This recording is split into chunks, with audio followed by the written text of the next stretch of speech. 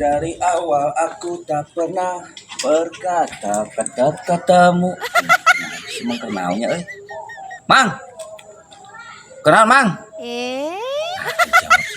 Mang, tapi jual ayam. Kadang hewan gitu. Pernah. Mang, tak tadi di goroan kok kadang-kadengi. Tadi di goroan. Tarikan tekadenge. Anjing gue gerowokan. Astagfirullah.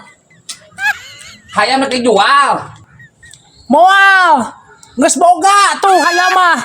Ih, naon anu rasa. Urang rek meuli. Nek dijual hayam moal. Moal geus boga hayam mah moal. Ih, kokoh meuli weh. Nah, si Mang ieu ganggu. Naon manehna gawe jadi jualan hayam oge? Henteu ngan bisi rek dijual. Urang mah kieu we nganggur urang gawean oge can bunang gawean ge teh. Waduh. Hade ngora-ngora ieu loba kadae.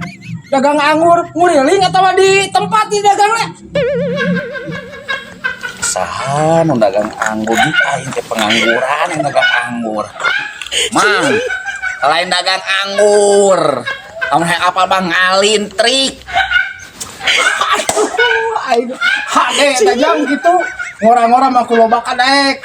Dia kan tadi dagang ayam, terus dagang anggur. Ayeuna deui maju kanu listrik, jadi tukang PLN.